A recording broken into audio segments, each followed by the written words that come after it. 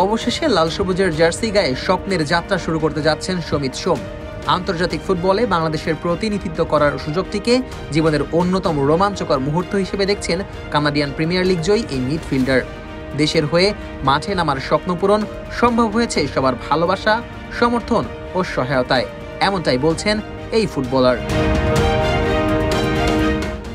সম্প্রতি বাংলাদেশ ফুটবল ফেডারেশনের ফেসবুক পেজে প্রকাশিত এক ভিডিও বার্তায় সমিত বলেন, হ্যালো সবাইকে, আমি সমিত সোম। আন্তর্জাতিক পর্যায়ে বাংলাদেশের হয়ে ফুটবল খেলতে পারাটা আমার জন্য দারুণ রোমাঞ্চকর। সবাইকে অসংখ্য ধন্যবাদ আপনাদের ভালোবাসা ও সমর্থনের জন্য। সেই সঙ্গে কৃতজ্ঞতা জানাই তাদের প্রতি যারা এই প্রক্রিয়াটি দ্রুত সম্পন্ন করতে সাহায্য করেছেন এবং এটি সম্ভব করে তুলেছেন। ধন্যবাদ। কয়েকদিন আগেই হাতে পেয়েছিলেন বাংলাদেশের পাসপোর্ট। এরপর ফিফার প্লেয়ার্স কমিটির সবুজ সংকেতও এসে গেছে, অর্থাৎ বাংলাদেশের জার্সিতে মাঠে নামার পথে সব ধরনের আনুষ্ঠানিকতা পেরিয়ে গেছেন তিনি। এখন শুধু সময়ের অপেক্ষা।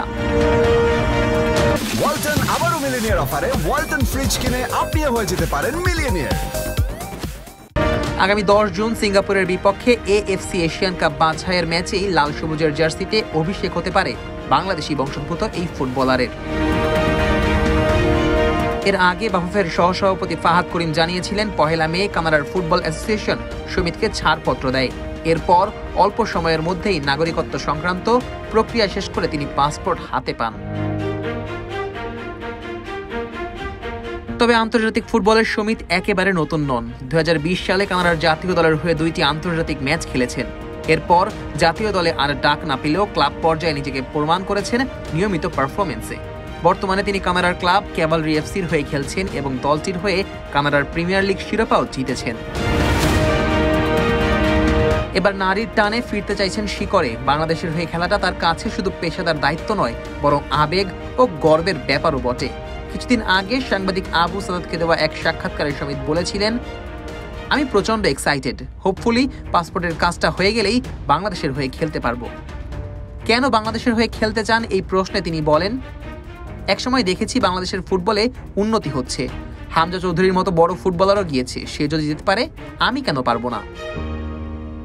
সমিত আরও জানান, তিনি বাংলাদেশ দলের কয়েকজন খেলোয়াড়কে চেনেন এবং ফলো করেন। আমি জামাল ভুঁইয়া, কাজেম শাহ, তারেক কাজীদের চিনি। সবসময় তাদের ফলো করেছি, মনে হয়েছে এবার সময় এসেছে খেলার।